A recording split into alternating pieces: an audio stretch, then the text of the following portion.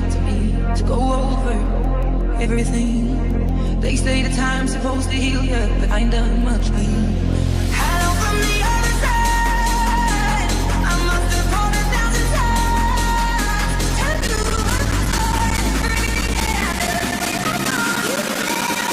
need to be whole. Hello from the other side. I must have fallen 1,000 times. Tell you everything that I do, the way I go on you. Need to be whole. Hello from the other side.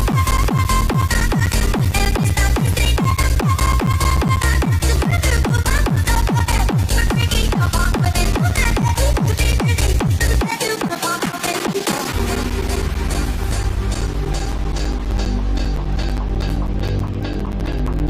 Hello, how are you? It's so typical of me to talk about myself. I'm sorry. I hope that you will. Did you ever make it out of that town where nothing ever happened? It's no secret that the both of us are running out of time. So hello from the other side. I must have fallen 1,000 times to tell you I'm sorry for everything that I done. When I call you never seem to be home. Hello from the other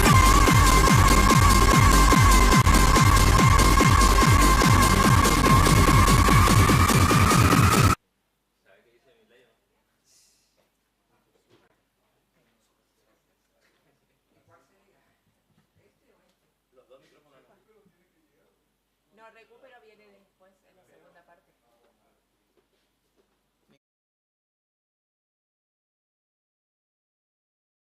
Satisfaction.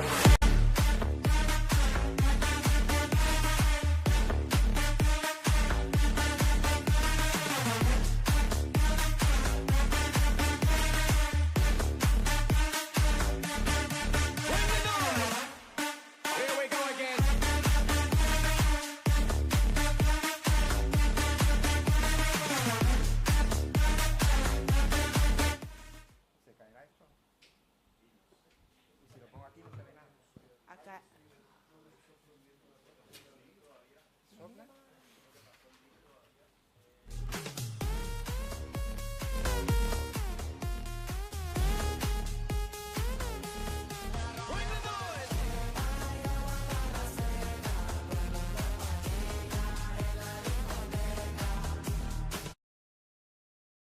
¿Esto cómo se hace?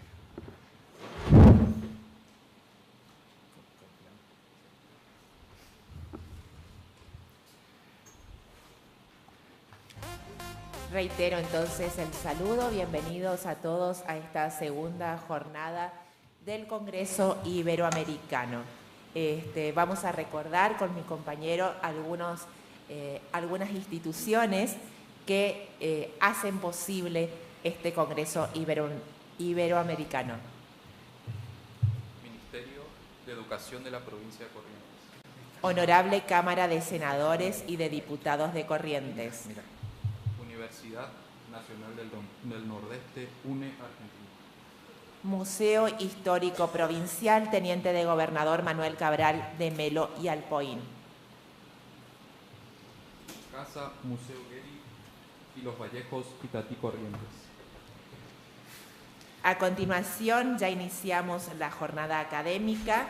En este caso el moderador será el licenciado Julio Carmelo Goitia y la ponencia es Literatura en tiempo de la conquista y en el siglo XVI del río Paraguay, Jesús María Ponce Martín.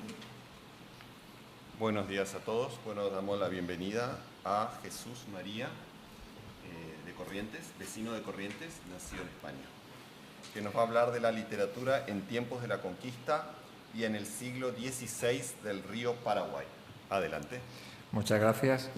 Bueno, en principio agradecer a la organización de este cuarto Congreso de Historia, Genealogía y Cultura en Corrientes en 2025 y a todos los institutos implicados en su auspicio, en su difusión, etcétera, ¿no?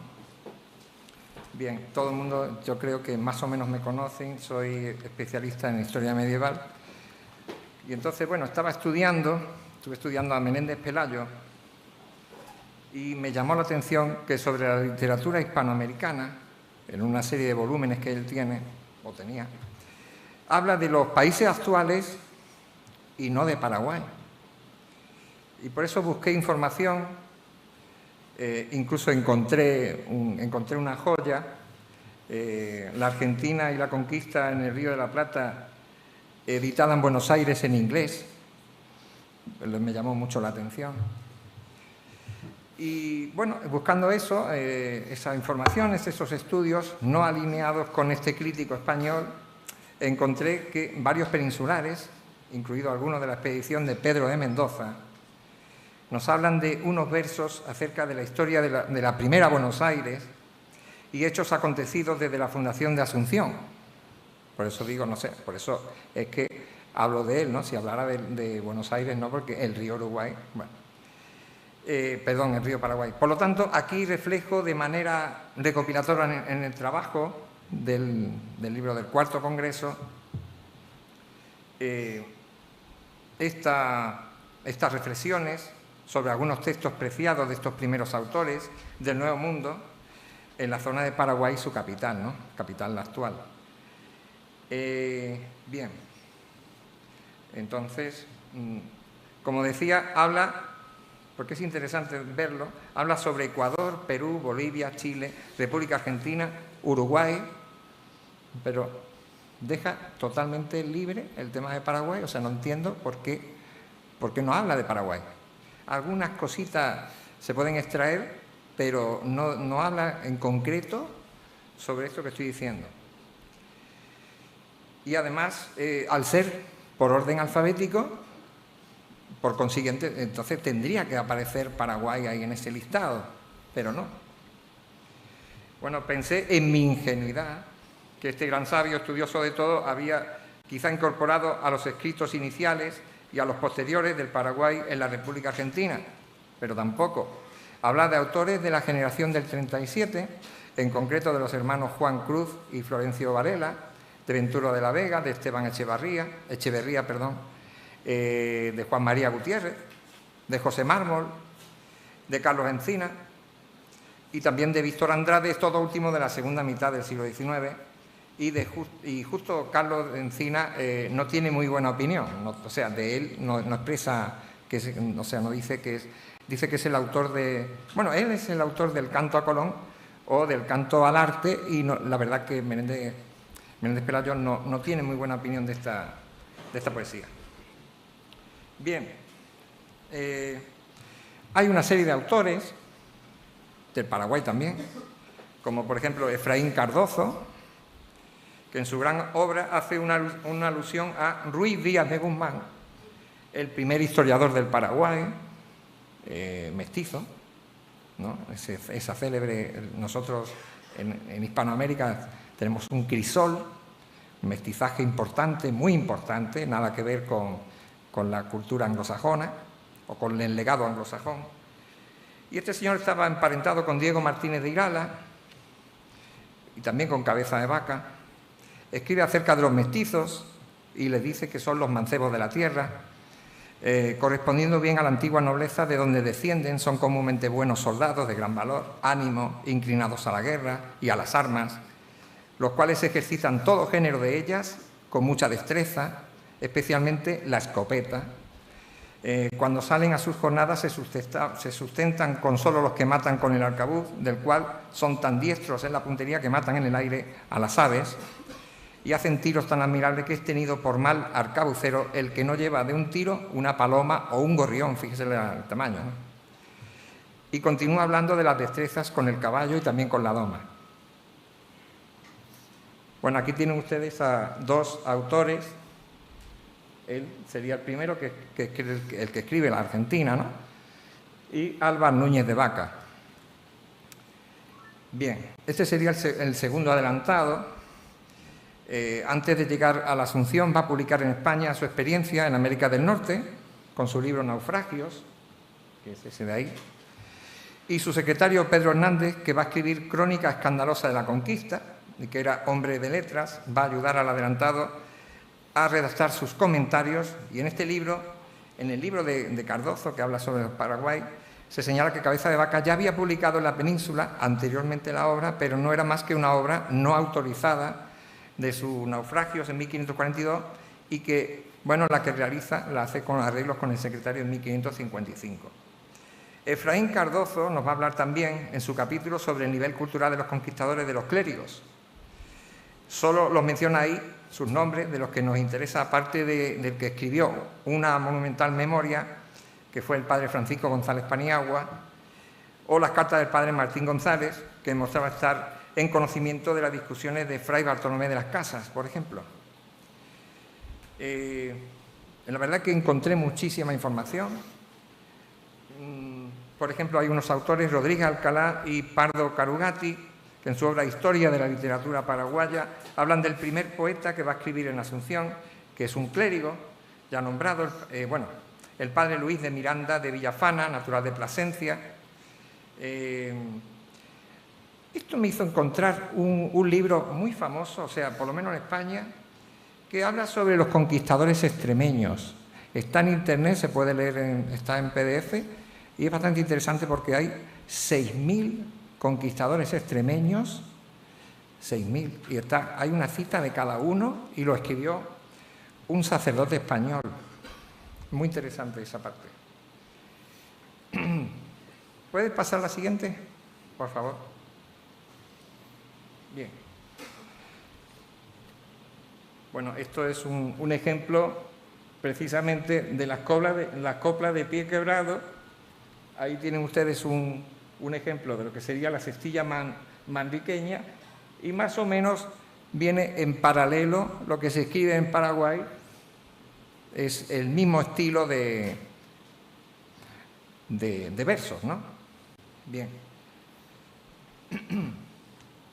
Va a haber una rebelión de comuneros y ahí se va a hablar sobre ciertos aspectos, unos a favor, otros en contra de las rebeliones.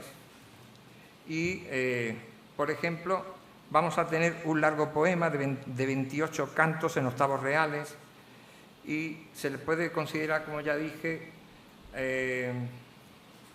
el primer cantor de la ciudad, que sería el arcediano, ¿no?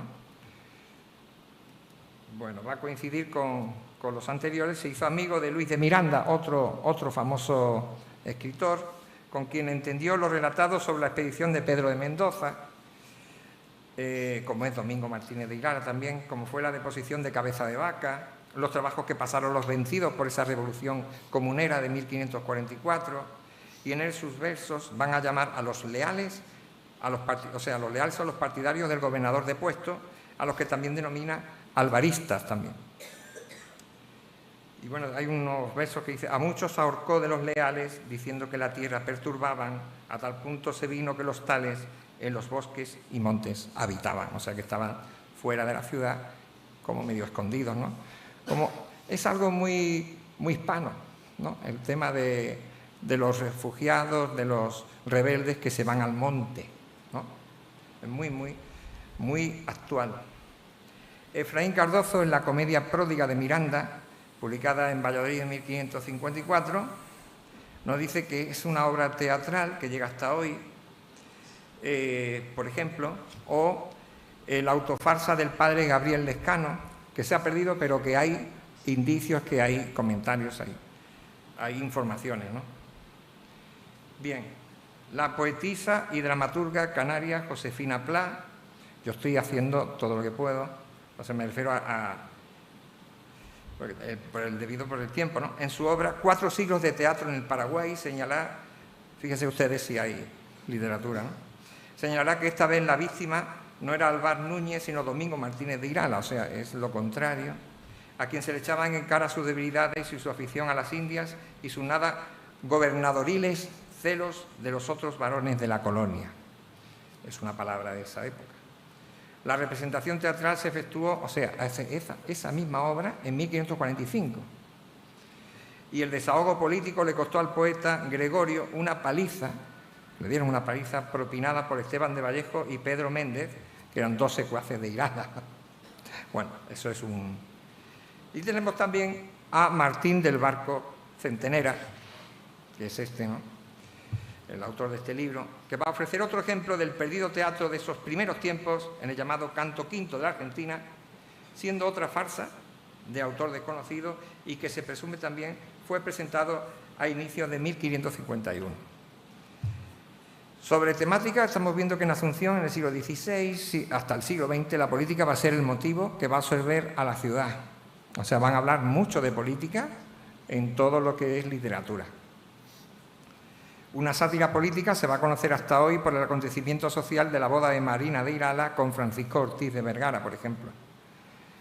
Aquí dice: a tal punto llegó el atrevimiento del bando de Irala que, casando su hija con Vergara por contento y placer, un soldado suspirando, en una farsa sale descontento y roto y pobre, y otro preguntando.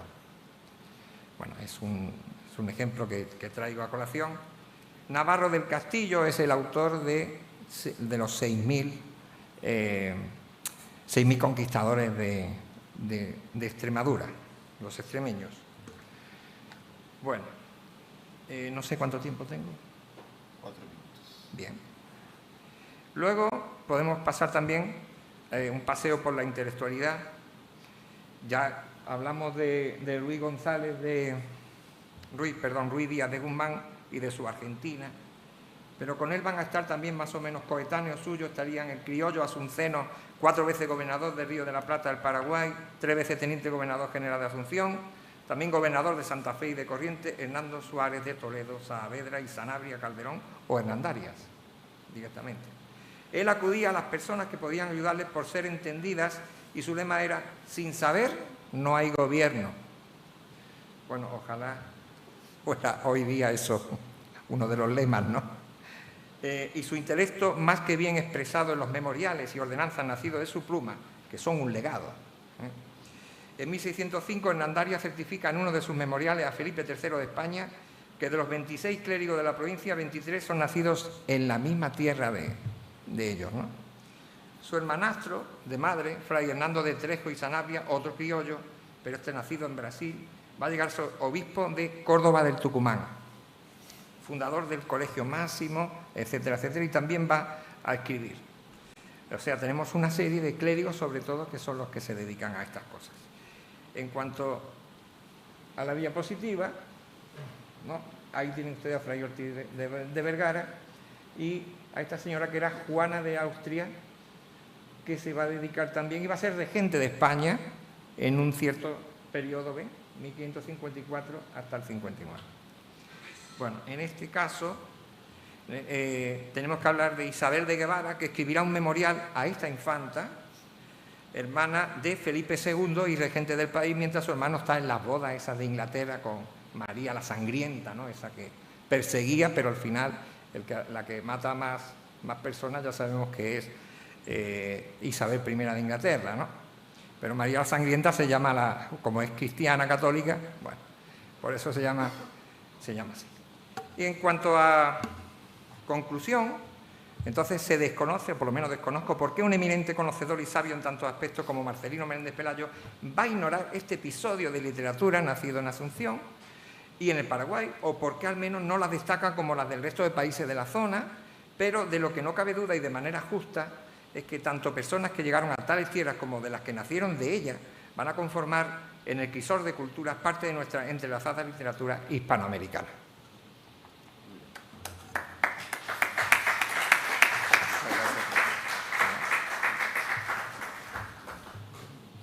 Ahora invitamos al licenciado Miguel Fernando González Ascuaga a presentar la siguiente ponencia.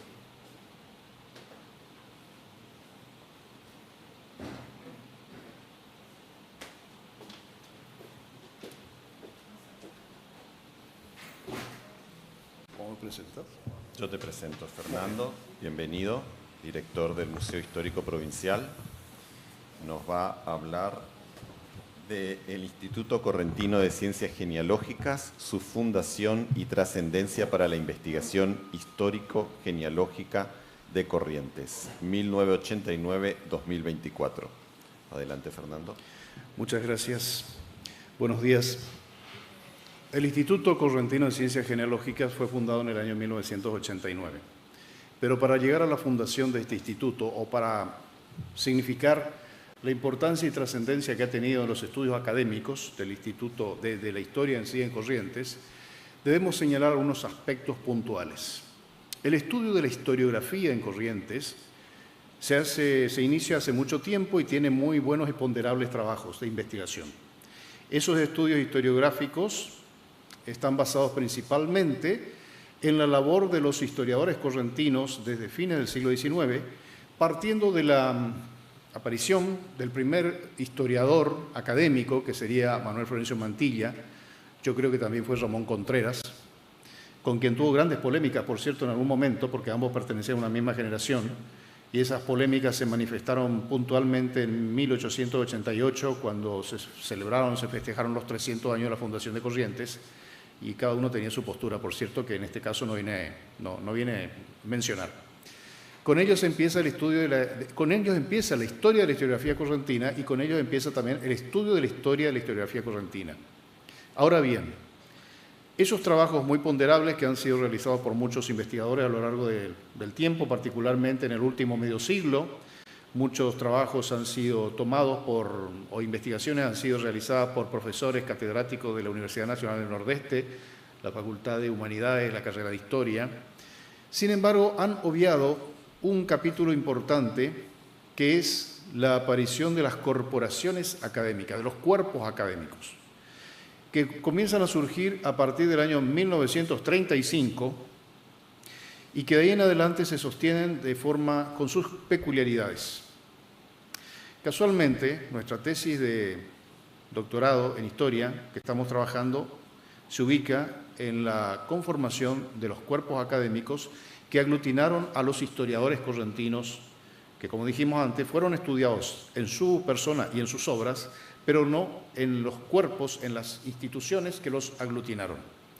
En 1935, y desde 1935, otra vez en el 37, en el 40, 57, 66, se fueron fundando instituciones académicas, cuerpos académicos, con la intención de reunir la presencia, labor y trascendencia de los historiadores correntinos que en ese momento tenían vinculaciones, tenían presencia, digamos. Debemos destacar distintas generaciones: la generación de 1880, la generación de 1910, la del 30, la del 40, donde podemos ir destacando la presencia de estos historiadores. Precisamente la generación de 1930 es la que asiste a la fundación de estos primeros cuerpos académicos, que tienen una peculiaridad, una particularidad.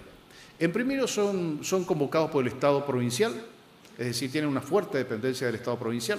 Son creados, por ejemplo, la Junta de Estudios Históricos de Corrientes, la Academia de Historia de Corrientes, que existió, en un momento en que a nivel país la vieja Junta de Historia y Numismática Americana, fundada por Mitre, Vicente Fidel López, se va a transformar en la Academia Nacional de la Historia, que existe al día de hoy.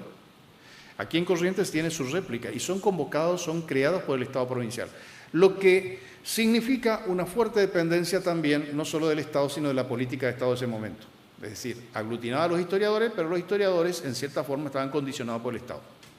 A partir de la década del 40, del 50, particularmente con la fundación de la Academia del Idioma Guaraní por Wenceslao Domínguez, el Instituto Histórico y Geográfico de Corrientes por Federico Palma, la Junta de Historia de la Ciudad de Corrientes, también por Federico Palma en 1966, esa tutela del Estado se va perdiendo y van apareciendo estas instituciones más desvinculadas, con mayor autonomía, lo que les permite a estos historiadores tener mayor libertad de acción en sus trabajos. Muy bien. Para 1989 existía la Junta de Historia de la Ciudad de Corrientes en un aletargamiento. Es decir, había sido su último mentor, fundador, presidente, Federico Roberto Viviano Palma, el gran director del Archivo General de la provincia durante mucho tiempo también, que muere en 1985, y sin embargo la Junta de Historia de la Ciudad de Corrientes no lograba desvincularse de su presencia, de su figura. Entonces estaba sumida en un estado de aletargamiento que nadie tomado la decisión de qué hacer con esa institución. Recordemos que nosotros definimos que la historiografía clásica correntina va a terminar de cerrarse, de clausurarse a fines, o mediados, mejor dicho, de la década de 1980, con la desaparición de sus tres últimos grandes referentes. A partir de ahí comienza otra generación, que es la que va a vincularse con el Instituto de Genealogía. En 1984 muere Wenceslao Néstor Domínguez, en 1985 muere Federico Palma y en 1986 muere Raúl de la Bugle. Lo interesante acá es encontrar también, en el caso de Raúl de la Bugle, la presencia de un correntino vinculado a los estudios genealógicos. Yo creo que la labor genealógica que realizó Raúl de la Bugle, más allá de las críticas que a veces se le han hecho injustificadamente por muchos de nuestros contemporáneos, que creen que vienen a poner en duda, digamos, determinadas afirmaciones que pueden ser de hecho revisadas y corregidas, pero una cosa es trabajar hoy a la luz de la informática, del Internet, y otra cosa es hacerlo hace 60 años atrás con los documentos y tener que viajar a los archivos en forma presencial para acceder a esos documentos. Bueno, ese es otro tema. Entonces, la historiografía clásica de Corrientes termina de cerrarse con la muerte de estos historiadores en la década de 1980 y existe la Junta de Historia de la ciudad, pero sin embargo, esa Junta de Historia de la ciudad de Corrientes no tenía vida. El 23 de mayo de 1989 se da lugar al nacimiento del Instituto Correntino de Ciencias Genealógicas, que fija su sede desde entonces en el Museo Histórico Provincial. Su fundador es el doctor Guillermo McLaughlin Brear y a partir de allí hay una serie de historiadores y genealogistas que conforman esta institución que no tiene nada que ver con el Estado, pese a que está fundada dentro, o mejor dicho, tiene su sede dentro de una institución del Estado que es el Museo Histórico. Esta institución, el Instituto Correntino de Ciencias Genealógicas, ustedes saben que durante mucho tiempo se ha tomado la genealogía como una ciencia auxiliar de la historia. Nosotros creemos hoy que tiene una autonomía total para poder desempeñarse como ciencia humana. La genealogía estuvo siempre limitada, tuvo sus límites en cuanto a sus estudios y en cuanto al continente, ¿no? En cuanto a la conformación de sus integrantes, porque la genealogía tiene otras formas de trabajar y no permite las licencias que puede dar la historia en algunos casos. Es más matemática, es más exacta, por lo menos en lo que se puede corroborar fehacientemente y documentalmente. Sin embargo, eso no fue óbice para que el Instituto Correntino de Ciencias Genealógicas desarrollara una proficua labor desde 1989 y desarrollara también, o ocupara, mejor dicho, el lugar que faltaba al estudio académico de la historia. Es decir, no existía ya en forma real, efectiva, concreta, la labor de la Junta de Historia de la Ciudad. Entonces, por ejemplo, tareas que le corresponderían a la Junta de Historia de la Ciudad, o investigaciones de carácter histórico, o celebraciones como la de 1992, porque acá se celebró fuertemente el quinto centenario de América, investigando en las actas del archivo de nuestro Instituto de Genealogía, hay toda una labor, hay todo un programa desarrollado con motivo de los 500 años de América. Y dirán ustedes, ¿qué tenía que ver el Instituto de Genealogía? Y bueno, sí, tenía que ver el Instituto de Genealogía porque estaba haciendo genealogía, pero también estaba haciendo historia, a falta de una institución que lo haga. Durante mucho tiempo, desde 1989 en adelante, y por eso decimos hoy que de los cuerpos académicos actualmente existentes, cítase el Instituto Correntino de Ciencias Genealógicas, la Junta de Historia de la provincia de Corrientes, que se va a fundar, no a refundar, a fundar en 1996 en el ámbito del Museo Histórico de la provincia también, porque se da por finiquitada, por terminada, por concluida la labor de la Junta de Historia de la ciudad, ha desaparecido la institución. Finalmente, después de la muerte de su último presidente, Federico Palma, se ha decretado que también ha muerto la Junta de Historia de la ciudad de Corrientes. Se funda una nueva institución en el ámbito del Museo Histórico de la provincia también, que es la Junta de Historia de la provincia de Corrientes, felizmente existente. Posteriormente, el Instituto de Investigaciones Históricas. Y finalmente, si tuviéramos que decir, como señalamos recién, ¿por qué destacamos al Instituto Correntino de Ciencias Genealógicas? Por ser al día de hoy la corporación académica más antigua, vigente, activa que tiene Corrientes y que tiene la provincia de Corrientes. Porque otras instituciones similares fueron desapareciendo también simultáneamente. ¿Cuál fue la labor del Instituto Correntino de Ciencias Genealógicas como el referente académico corporativo más importante que aglutinó a genealogistas y a historiadores durante mucho tiempo como único referente?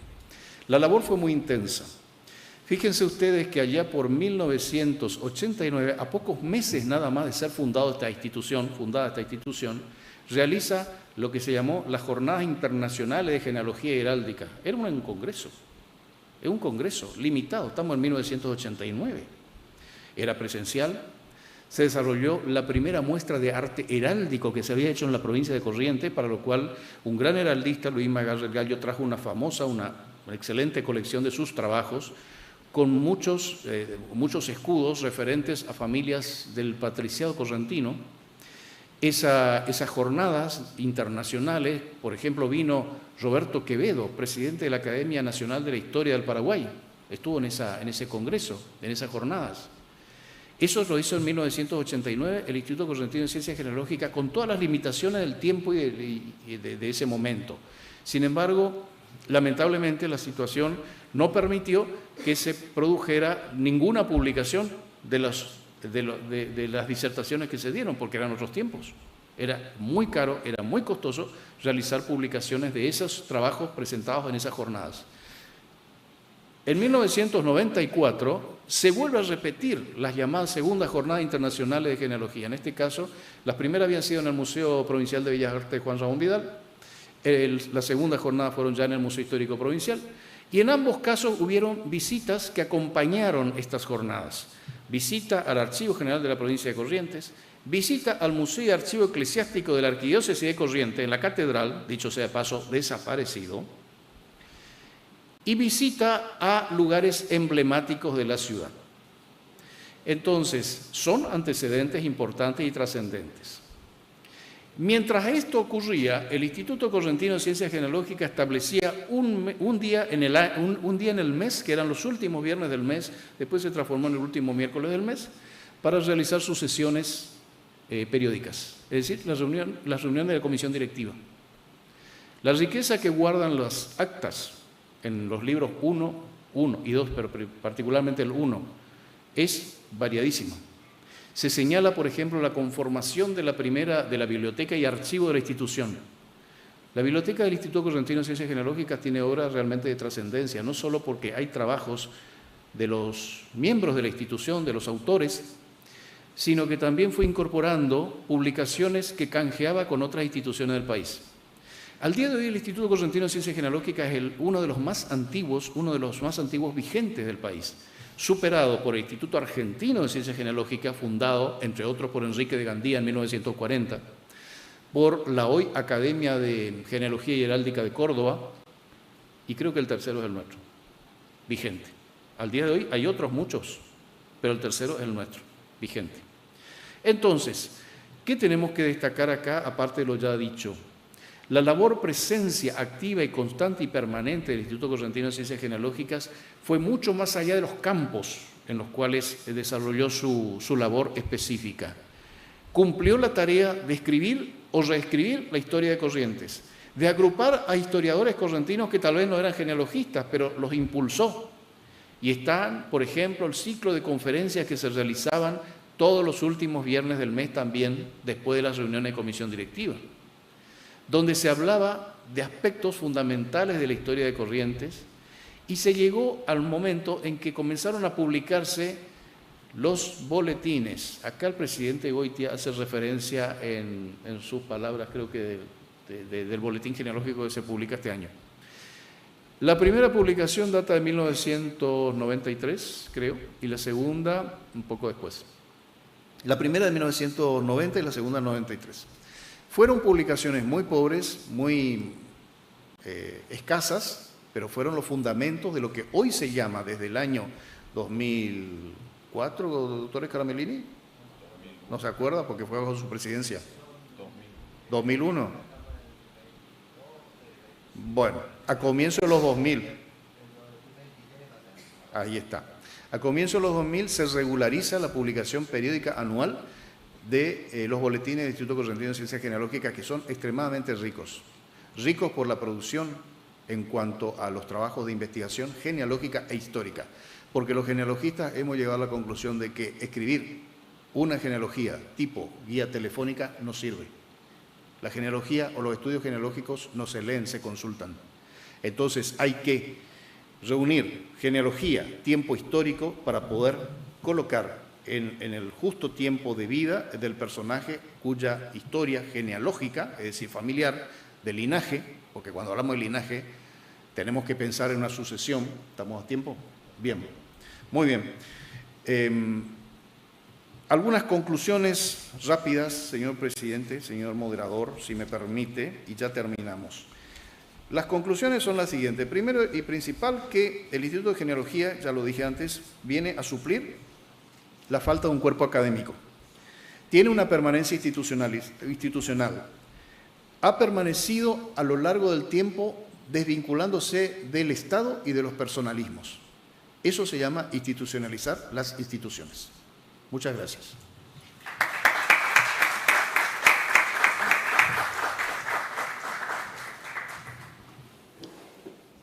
Seguimos mencionando adhesiones.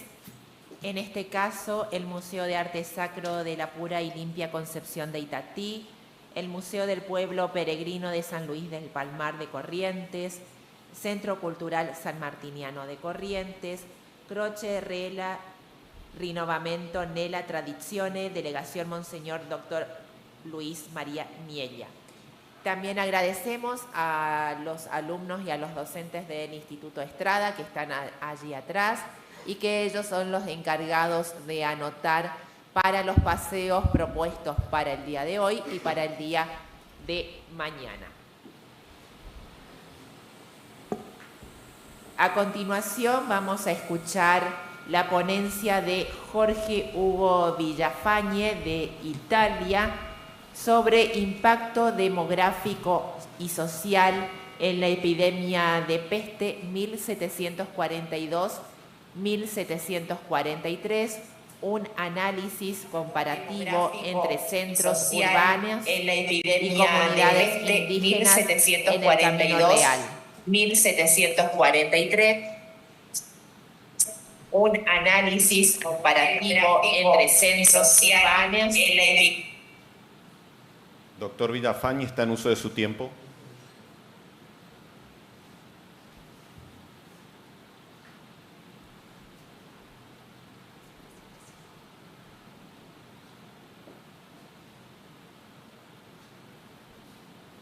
Muy buenas tardes. Es un gusto estar aquí presente en el cuarto Congreso Iberoamericano de Historia, Genealogía y Cultura. Hoy voy a presentar un trabajo titulado El impacto demográfico y social de la epidemia de peste entre 1742 y 1743, un análisis comparativo entre los centros urbanos y las comunidades indígenas en el Camino Real. Entre 1742 y 43, un brote epidémico recorrió el Camino Real surandino, afectando distintas ciudades del continente. A pesar de su magnitud, este episodio históricamente fue subestimado. Nuestra hipótesis se centra sustancialmente que no fue un hecho aislado, sino que un evento estructurante que reconfiguró las dinámicas demográficas y sociales del Virreinato del Perú. Nuestro objetivo principal fue analizar los efectos demográficos y sociales de esta epidemia, integrando herramientas demográficas históricas y la bioantropología y la historia social. El objetivo central de nuestro trabajo fue examinar o estimar el exceso de mortalidad para dimensionar el alcance de la crisis. A su vez, exploramos las respuestas institucionales y comunitarias entendidas como las estrategias de resiliencia.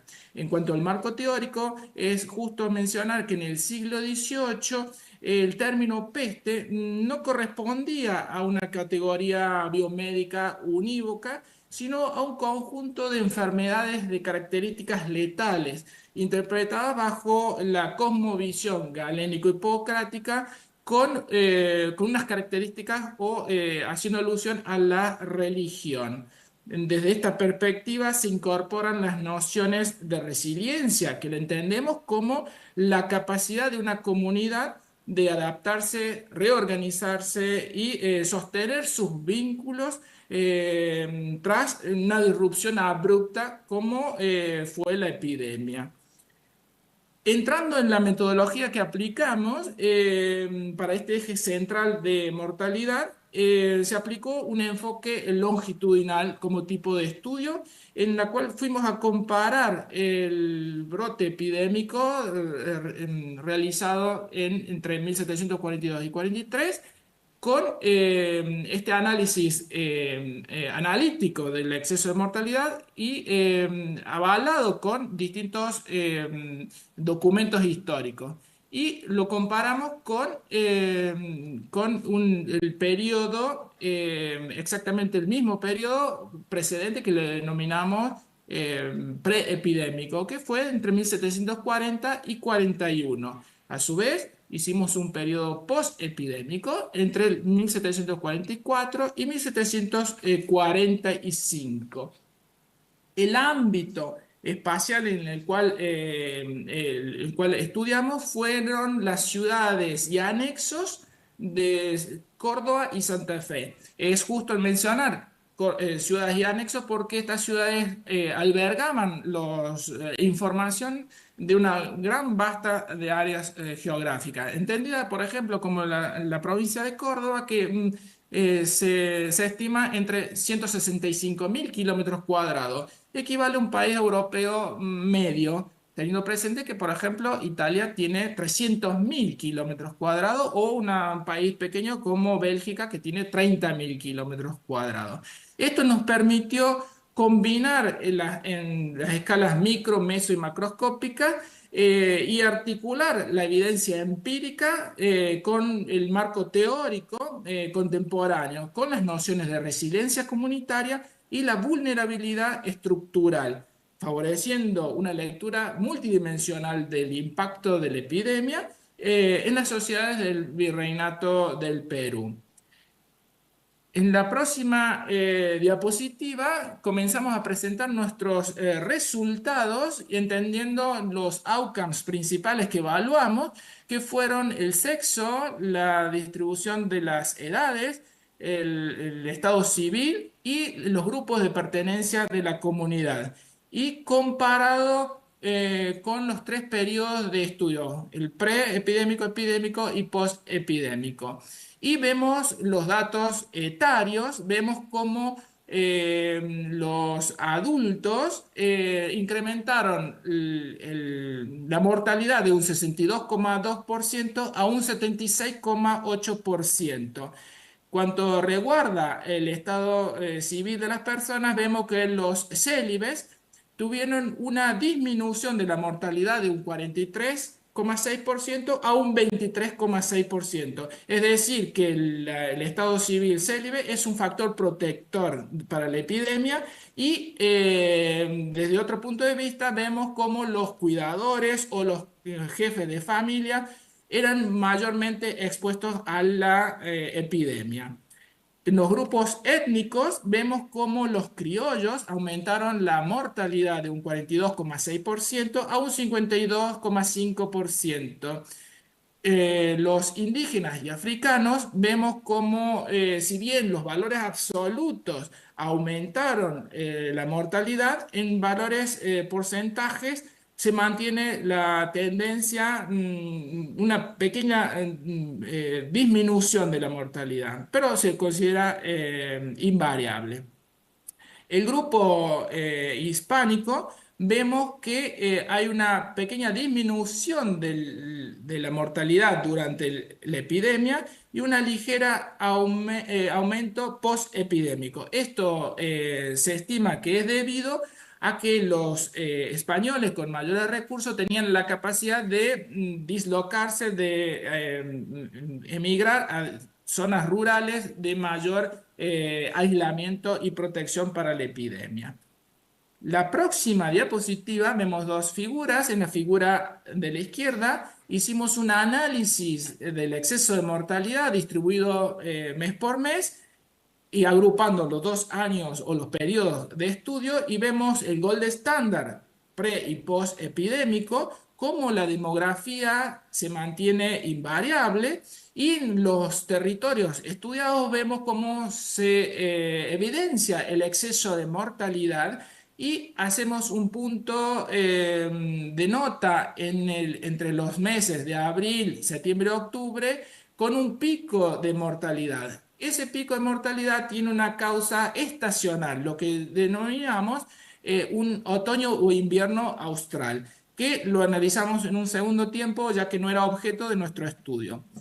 En la figura siguiente, a la derecha, y quisimos hacer una traslación de los datos de 3 siglos atrás al comportamiento social de nuestros días, y analizamos qué sucedía en las ciudades. Pero tuvimos que analizar a su vez lo que ocurría en las comunidades indígenas, ya que tenían una condivisión digamos, social.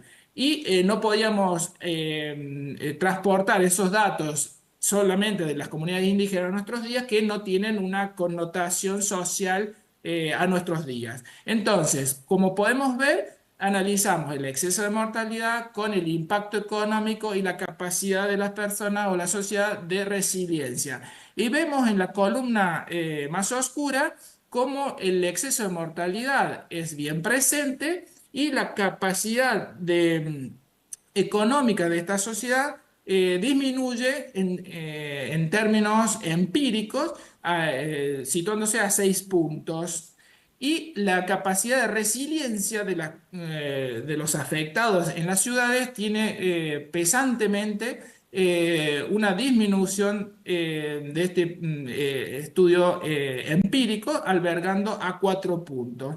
En las comunidades indígenas, como podemos observar, si bien está presente el exceso de mortalidad, podemos ver que tuvo pesantemente una recaída económica, y la resiliencia o capacidad de resiliencia de estas comunidades fue elevada. Esto se hipotiza porque las comunidades indígenas estaban organizadas por el clero, fundamentalmente los jesuitas, que llegaban a coordinar las medidas a desarrollar. En la próxima slide podemos observar que si bien no fue objeto de nuestro estudio, analizando nuestros datos, pudimos avanzar una hipótesis fundada de la etiología de la epidemia. Y lo hicimos de esta manera. Comparamos nuestros análisis de los datos con las enfermedades o epidemias que circulaban en el continente, que fueron la viruela, el tifo, la fiebre amarilla, la disentería o la peste bubónica. Y analizamos estos datos cruzados con el outcome principal, que fue la estacionalidad. Y vimos que nuestros datos de exceso de mortalidad correspondían fuertemente con la peste bubónica. La peste bubónica, que es vectorizada a través de la Yersinia pestis, y haciendo ese análisis, que una correspondencia alta, pudimos hacer un segundo análisis ya con una comparación etiológica multidimensional, en la cual, como vemos en la figura, las distintas enfermedades, analizamos los distintos aspectos de nuestros datos y pudimos correlacionarla fuertemente. ¿Cómo fue la clínica? Como el inicio súbito, la fiebre aguda y muerte repentina. La demografía afectaba a los adultos y jóvenes.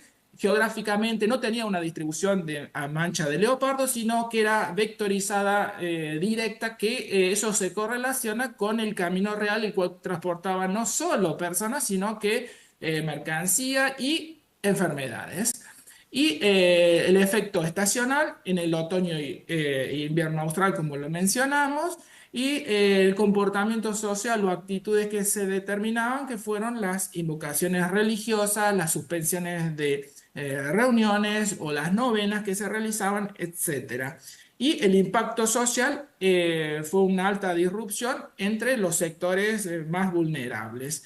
En otros estudios que hemos realizado también tuvimos una fuerte correlación con la endogamia, la consanguinidad y la insonimia como factor predictivo hacia la peste bubónica. Y de esta manera llegamos a nuestras conclusiones, en las cuales podemos determinar que el análisis de los registros parroquiales de las ciudades y anexos de Córdoba y Santa Fe evidenció que el exceso de mortalidad entre 1742 y 43 tuvo un pico que triplicaron o cuadruplicaron lo esperado. A su vez, la crisis impactó de forma desigual entre los indígenas esclavizados y criollos pobres, en los cuales sufrieron mayor mortalidad. Y por último, las autoridades combinaron medidas sanitarias con rituales religiosos, colectivos, aunque no siempre de eficacia, sino que estos rituales ayudaron a restituir el orden moral y reforzar la cohesión social. Y con esto termino mi ponencia dando gracias a la organización. Instituciones que acompañan y auspician el Congreso Iberoamericano de Historia, Genealogía y Cultura, como pueden ser el Instituto Superior Carmen Molina de Llano Corrientes, Municipalidad de la Ciudad de Corrientes, Secretaría de Cultura y Educación y la Municipalidad de la Ciudad de Paso de los Libres Corrientes. También recordamos a todos los docentes que se inscribieron a través de la plataforma CIMA, que una vez terminado el Congreso deben completar una evaluación para que se acredite su puntaje. Y recordamos también la invitación para el día de hoy para recorrer sitios históricos a partir de las 18:30. El centro de convocatoria será el Anfiteatro José Hernández, Costanera y General San Martín. Se pueden inscribir, en el fondo está Marisa Duarte, anotando a quienes deseen participar de esta recorrida. Damos paso a la siguiente ponencia a cargo de Guillermo Rafael Montiel Borda, de San Roque, Argentina, quien nos va a estar hablando sobre la colonia La Elisa, construyendo su historia a partir de la voz de sus actores.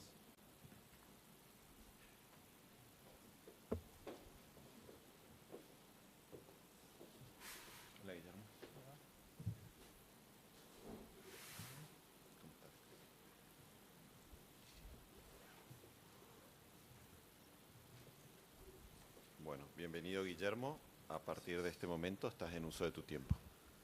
Buenos días a todos. En primer lugar, me gustaría agradecer al Instituto de Investigaciones Históricas por permitirme presentar mi trabajo, que trata... No se escucha. Acércate. Buenos días a todos. Agradecer al Instituto de Investigaciones Históricas por permitirme presentar mi trabajo, el cual versa acerca de La Elisa, una pequeña colonia de 400 habitantes aproximadamente, ubicada a 10 kilómetros de Colonia Pando, municipio del cual depende desde el año 2009. Lo cierto es que la historia de esta colonia comienza muchos años antes, cuando ni siquiera era conocida de esa forma, sino que entre 1948 y 1965 se la denominó como Paraje el 33. El mismo se emplazaba en tierras que fueron cedidas por Policarpo Pando a todas aquellas familias que deseaban habitar el lugar y que deseaban dedicarse al cultivo del tabaco. Pero a cambio de esa cesión había que cederle a Pando el 33% del cultivo del tabaco. De ese porcentaje denominaba el nombre del paraje, Y también tenemos que recordar que Policarpo era uno de los dueños, de los propietarios de la firma Pando que se dedicaba a la fabricación de cigarrillos. Esa empresa poseía en Colonia Pando un establecimiento que se dedicaba a la compra, al despalillado, la fermentación y procesamiento del tabaco, listo para hacer cigarrillo, que posteriormente era enviado a la ciudad de Goya. A través de esa información podemos llegar a la conclusión de que el cultivo del tabaco era la base de la economía del paraje El 33.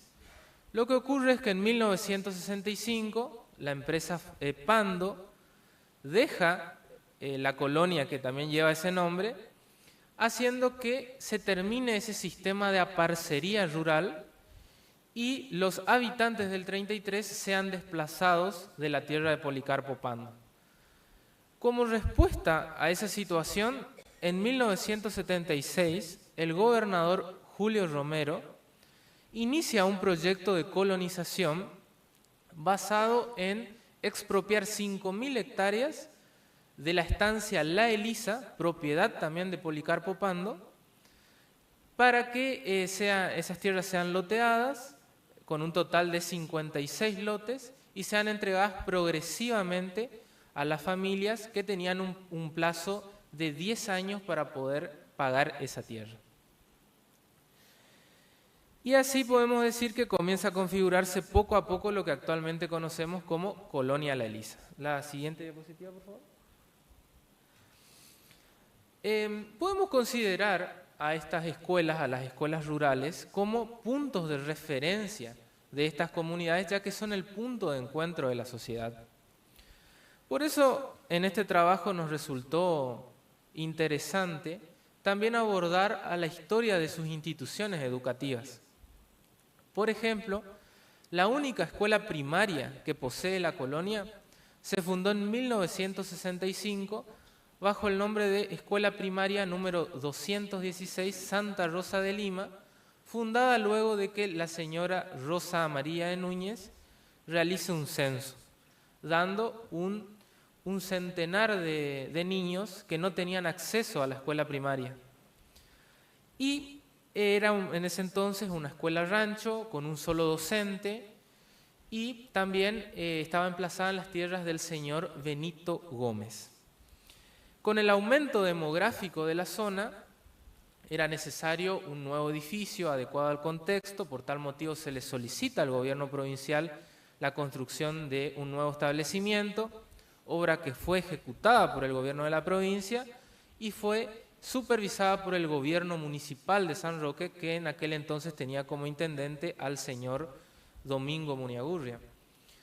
Aquí podemos recordar un comentario, ¿no?, de uno de nuestros entrevistados, el señor Saúl Escobar, quien recuerda que en el año 1981 se inaugura el nuevo establecimiento. En esa ceremonia de inauguración participa el entonces gobernador Juan Pita, quien en su discurso, recalca, mejor dicho, va a felicitar a la comunidad por el nuevo establecimiento, instándoles a luchar por la construcción de un colegio secundario, ya que consideraba que el hijo del productor no tenía por qué seguir siendo productor, sino que tenía también que tener la posibilidad de tener estudios u otro oficio. Como vamos a ver más adelante, 2 décadas más tarde, recién Colonia La Elisa tendría su colegio secundario. Podemos resaltar además que el 14 de julio de 1994, la escuela primaria número 216 cambió su denominación a Héroe de Malvinas Soldado Gavino Ruiz Díaz, en reconocimiento a un exalumno de la institución caído en el combate de Darwin el 28 de mayo de 1982. La siguiente diapositiva, por favor. La mayoría de nuestros entrevistados, a su vez, destacan la participación en la comunidad de un sacerdote belga, allegado a la corriente tercermundista, el padre Esteban de Quirini, quien llegó a la Argentina en la década del 60, asentándose en Reconquista, dedicándose allí a las tareas rurales hasta que a principios de la década del 80, por invitación del padre Niella, se trasladó a predicar el Evangelio a Colonia La Elisa. La comunidad lo recuerda como un ejemplo de humildad, caracterizado por cumplir férreamente el voto de la pobreza, acercándose a los pobladores, visitando sus casas, sin importar la religión que allí profesaran. El padre Esteban va a fundar el Fortín Belén, que la comunidad lo define como un lugar de encuentros en donde él tenía la intención de que los pobladores adquieran un oficio y que se perfeccionen. Como consecuencia de ello, hoy podemos ver que todavía la comunidad sigue participando de lo que se conoce como ferias francas. Durante esos años, la comunidad se vio revolucionada por la llegada del INCUPO, el Instituto de Cultura Popular, que va a tener el primer contacto con Colonia La Elisa gracias a don Jorge Burdash, que era un radioaficionado que siempre escuchaba las acciones del INCUPO, por eso reunió a la comunidad para también solicitar a esta institución que los beneficios lleguen a la colonia, permitiendo que se formara así la Asociación de Pequeños Productores. También el instituto permitió que la comunidad obtenga bombas de agua, ya que en ese entonces solamente tenían pozos, y a través de esa asociación de pequeños productores, con las reuniones que se logran en el Fortín Belén, el estímulo del padre Esteban de Quirini, se logra un ansiado proyecto de la comunidad, que es el trazado del camino, que actualmente sigue existiendo, ya que en ese entonces las rutas de acceso eran intransitables. Se logra a través de las tratativas de Quirini con las firmas Pando y Rodeles para la cesión de las tierras donde se trazaría el camino, con una cesión también del sacerdote de 500.000 pesos y los aportes del Instituto Provincial del Tabaco para la compra de postes y de alambres. A su vez, la comunidad recuerda que el padre de Quirini sufre un accidente a fines de los 90 en Santiago del Estero, cuando se trasladaba hacia la provincia de Salta, y nunca más volvería a La Elisa sin ver otro ansiado anhelo de él, que era la construcción del colegio secundario. La siguiente diapositiva, por favor. Ese colegio secundario se denomina Pedro Alcántara Díaz Colodrero, que se logra a través de la iniciativa de un trabajador social, Blas Duilio Aponte, allegado al INCUPO, quien notifica en ese entonces al señor Victoriano Vera, quien era director de la escuela primaria número 216, quien se encarga de reunir a la comunidad en una ocasión en donde participan los docentes de la escuela primaria número 216, la comunidad toda y Alain Charpentier, un ingeniero que era allegado al INCUPO, obteniendo una adhesión total de Colonia La Elisa, ya que era necesaria una institución secundaria. El ingeniero Charpentier fue quien propone la creación de una escuela de alternancia. Ese proyecto educativo era completamente agrícola, se basaba en la enseñanza de la agricultura y la tecnificación de la producción. El sistema básicamente era de que los estudiantes permanecían 2 semanas en la institución con el cuidado de sus docentes, en donde se les enseñaba la teoría y la práctica de la agricultura, y luego 2 semanas en sus hogares donde debían aplicar lo aprendido en los cultivos que poseía su familia.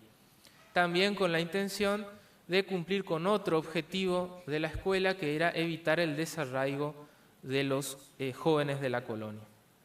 Actualmente la institución tiene un centenar de estudiantes, quienes egresan con el bachillerato en agro y ambiente, y también aquellos que viven a largas distancias de la institución y que no pueden moverse todos los días hasta ella, tienen la posibilidad de pernoctar allí con la supervisión de los preceptores de internado. Como conclusión, podemos decir que el caso de Colonia La Elisa revela múltiples capas de un proceso social complejo, donde la tierra, la educación, y la organización comunitaria no fueron resultados espontáneos, sino conquistas atravesadas por conflictos, gestiones persistentes y vínculos solidarios. Esta experiencia demuestra que las políticas públicas por sí solas no garantizan transformaciones profundas, sino encuentran una base activa que las reclame, las gestione y las acompañe. Uno de los aportes más relevantes de esta historia es la forma en que los actores locales redefinieron las condiciones estructurales, ya que han heredado un sistema de exclusión debido a esa parcería que se comentó anteriormente, para convertirse en protagonistas de su propio destino. Muchas gracias.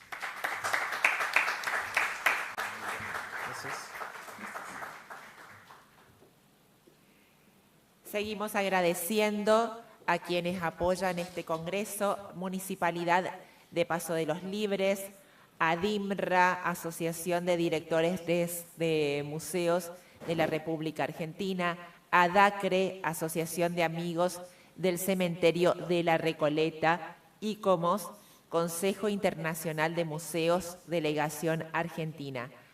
A continuación, nos disponemos a escuchar a Ana Irene Lancel Scocco sobre la Casa Curuchet, Patrimonio de la Humanidad, la utilidad de la historia en la enseñanza de la arquitectura.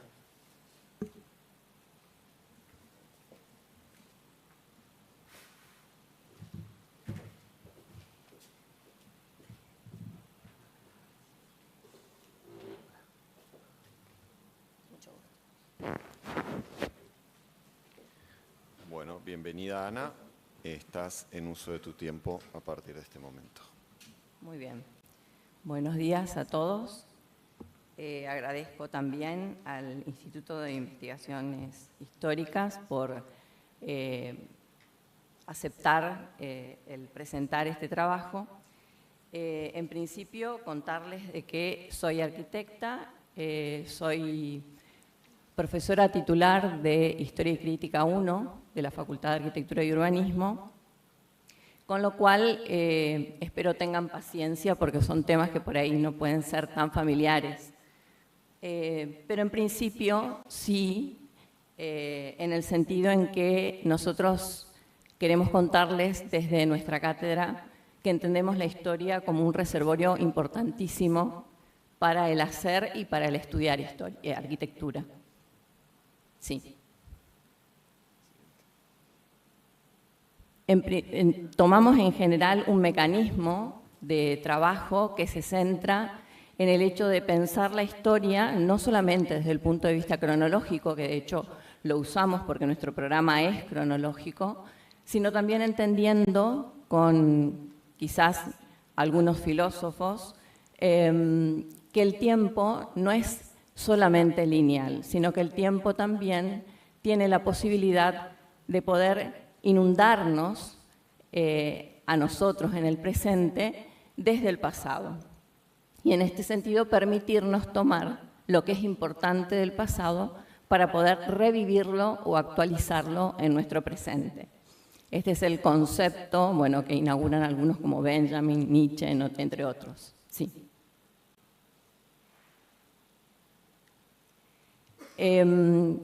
También es cierto que una de las cuestiones importantes que tomamos como conceptos utilitarios, digamos, desde la historia, son los conceptos referidos a, por ejemplo, un historiador de la arquitectura y teórico que nos habla de cómo entender la historia, si como oficio o como profesión. Entonces él dice, en este sentido, que un arquitecto desde el oficio toma la historia como un instrumento más. Él dice, trae a la historia a su tablero de dibujo. Es decir, toma a todo aquel pasado que le interese revivir, actualizar, y forma parte esto de su nuevo proyecto. En cambio, dice él, un profesional de la arquitectura y de la historia lee la historia casi como si fuera algo externo a él. Pues bien, en este sentido, nuestra postura desde la cátedra es justamente entender la historia en el sentido del oficio, como un material más a trabajar en el proyecto.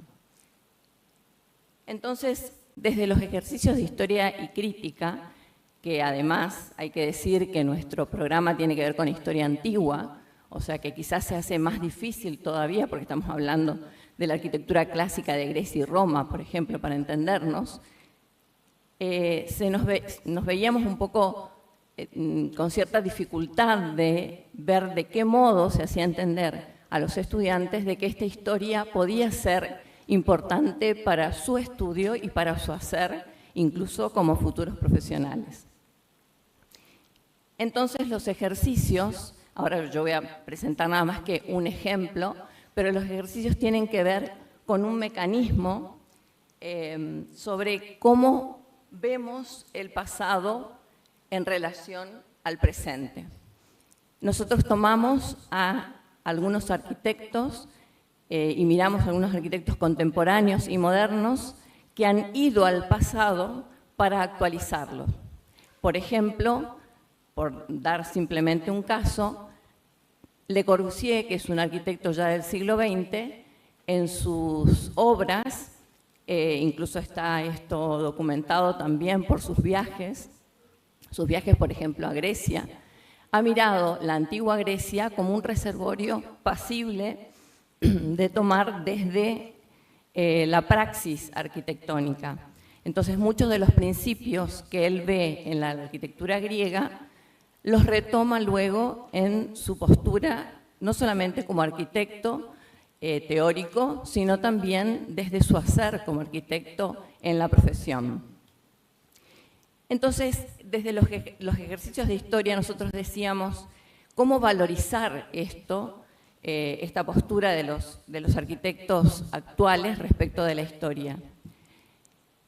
Mirando no solamente la Acrópolis de Atenas, que forma parte de nuestro programa de arquitectura, sino también mirando cómo los arquitectos actuales han valorizado a la Acrópolis de Atenas. Por ejemplo, el caso de Le Corbusier. Sí. Y en este caso, lo que traje aquí es justamente un patrimonio de la humanidad, declarado justamente en el 2016 Patrimonio de la Humanidad, que es la Casa Cruchet, la casa de un médico en La Plata.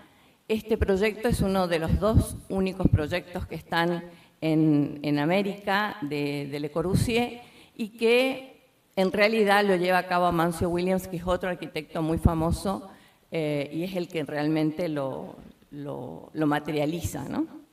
Incluso con una correspondencia muy vasta entre ambos para ver cómo se va corrigiendo algunas cuestiones en función del contexto, del entorno y demás, que es muy interesante de estudiar. Pero lo que nos interesaba es cómo es que mirando la Casa Cruchet nosotros podemos valorar cuáles son esos principios arquitectónicos de la antigüedad que siguen resonando en la actualidad, ¿no? Sí. Eso que ven allí es la Casa Cruchet hacia la izquierda de ustedes, en la parte superior.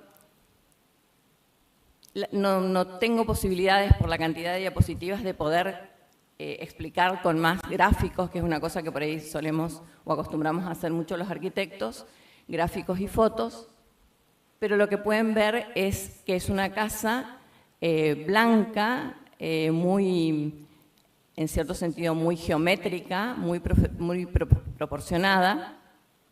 Esto ya un poco nos habla de cuál es su génesis, ¿no? O sea, hay proporción, hay modulación y estos principios son entendidos seguramente desde también la proporción antigua y de aquellos que han iniciado este recorrido por la proporción y la modulación como fueron los antiguos griegos.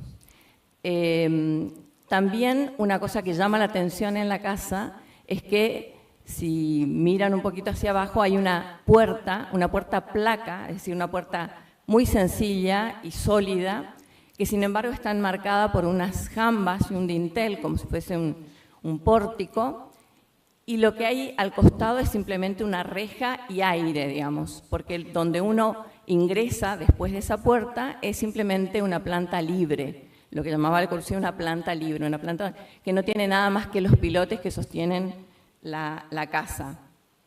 en la primera instancia, ¿no? En la parte de adelante.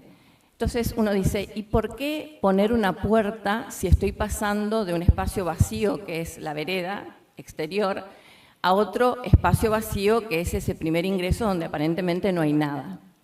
Entonces quizás la explicación podría estar en esa otra imagen que aparece aquí a su derecha en la parte inferior, que es justamente la Acrópolis de Atenas. La Acrópolis de Atenas tiene en su ingreso, que es lo que se precisa allí en la foto, un propíleos, que es una puerta, es todo un dispositivo arquitectónico para ingresar a la Acrópolis. Entonces, allí nos encontramos casi con la misma pregunta. ¿Por qué tanto edificio para ingresar de un espacio vacío del que vengo, que es toda la ciudad de Atenas con su ágora? Voy subiendo por la colina, es un espacio vacío, y después cuando ingreso, esa planta que ustedes ven allí hacia su izquierda es la planta de la Acrópolis. Los propíleos es el primer conjunto de edificios que aparece bien a la izquierda. Entonces, si yo empiezo saliendo mi recorrido en la procesión desde un espacio vacío para entrar en otro espacio vacío, ¿qué sentido tiene todo este edificio, todo este complejo monumental que son los propíleos? Quizá la explicación que podemos encontrar tanto para la Acrópolis como también para Le Corbusier, en el caso de Curuchet, es que estamos saliendo de un espacio, en el caso de la Acrópolis, un espacio profano para entrar a un espacio sagrado, con lo cual el espacio ya no es el mismo. Tenemos necesariamente que ingresar por los propíleos, que incluso se presenta casi físicamente como un dispositivo que perceptualmente nos angustia, porque se angosta justamente, para luego extenderse hacia la explanada del temenos sagrado que es el resto de la Acrópolis. Es decir, salimos de un espacio profano para entrar a un espacio sagrado que tiene otra simbología, pero también otra percepción, otra textura, digamos, otra atmósfera. En el caso de Le Corbusier, quizás un espacio mucho más cotidiano, como es en el caso de una vivienda, salimos del espacio público, salimos de la vereda, para entrar a un espacio sagrado, el espacio cotidiano del hogar, el espacio privado. Entonces, esos principios son los que nosotros entendemos son importantes de ver de la antigüedad y que seguramente mirándolos en lo actual, en los planos y en lo que nos ha quedado, por ejemplo, de la arquitectura contemporánea o lo que podemos ver incluso en la arquitectura actual, estos principios valoran o ponen en valor la actualidad justamente de los principios antiguos. En este caso también podemos ver la promenade arquitectural que dice Le Corbusier en el caso de la Casa Curuchet. En esa imagen que tienen al medio se puede ver en el corte los dos bloques de la casa y en el medio una cinta que prácticamente es una rampa que une los dos bloques. Esa rampa se pasea, o sea, quien viene pasea por esa rampa y va cosiendo de alguna manera en su paseo los bloques de la casa. Del mismo modo, en el caso de la Acrópolis, hay también, llamémosle paseo, pero en realidad es el paso de la procesión en una procesión ritual de los atenienses, que es la imagen de la izquierda, que está señalada esa línea está señalada en rojo, es la imagen que pasa por los propíleos, pasa entre el Erectión y el Partenón para finalmente terminar en el altar hacia el este, a la entrada del Partenón, que es el lugar sagrado. En ambos casos, paseos, procesiones, que permiten entender el espacio, entender los o el edificio o las partes del edificio y que internan a quien penetre en la Acrópolis o en la casa y lo hace pasar desde un espacio exterior o profano a un espacio interior sagrado. Bueno, en definitiva, nuestra conclusión es que mirar el pasado no es solamente mirarlo como algo externo, sino es hacerlo nuestro. O sea, traer el pasado, como dice Kerblas, a nuestro tablero de dibujo, en nuestro caso como arquitectos. Así que bueno, nos parece que este tipo de ejercicios donde se hace entender a los estudiantes que en realidad no estamos mirando historia solamente para ver una narración, sino que lo hacemos nuestro en la medida que esto los está formando para futuros arquitectos que se ponen a trabajar hoy en nuestro tiempo con sus soluciones, es una buena decisión de parte de ellos y de nosotros como grupo docente. Nada más, muchas gracias. Muchas gracias, arquitecta. Muchas gracias.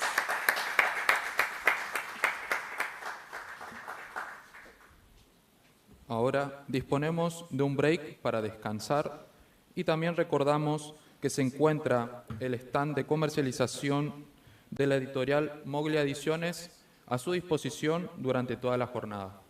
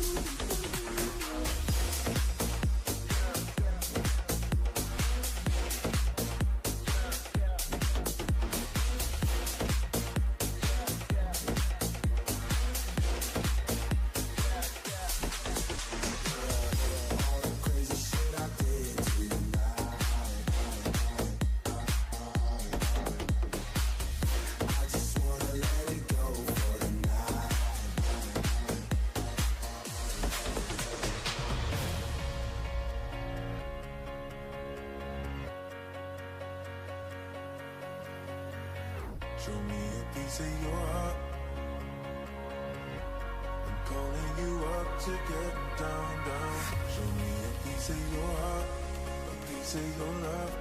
I'm calling you up to get down, down, down. The way that we touch is never enough. I'm turning you up to get down, down. Show me a piece of your heart, a piece of your love. I'm calling you up to get down, down, down. The way that we touch is never enough. I'm turning you up to get down, down, down. Da da da da da da down, down, down.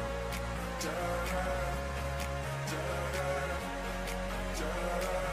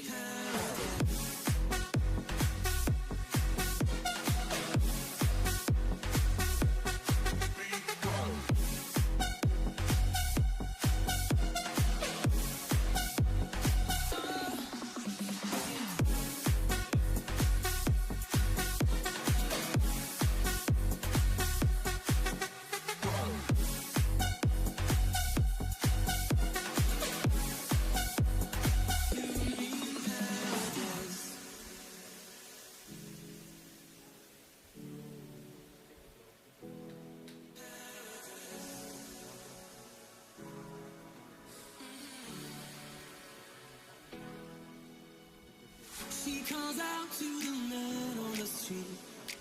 He can see she's been crying. She's got blisters on the soles of her feet. She can't walk, but she's trying. Oh, think twice, 'cause it's another day for you to be in paradise. Oh, think twice, 'cause it's another day for you, you and me in paradise. Paradise, paradise, paradise.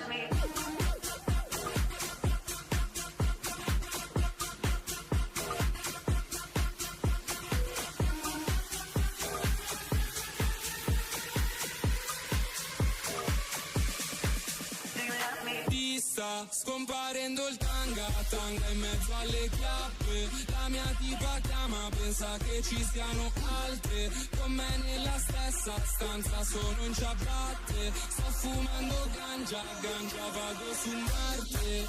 Hermano Caleb passa dall'Argentina all'Italia, c'ho la tua tipa che chiama se calo. Tu sei una tuna matata ma senza alcuna patata, stiamo ganando 1 milione. Ho sento il cuore,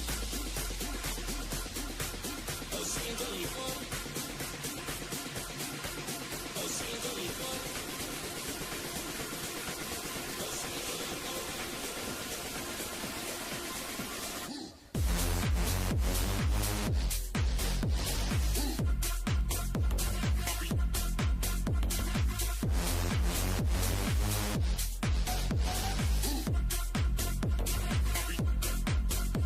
I'll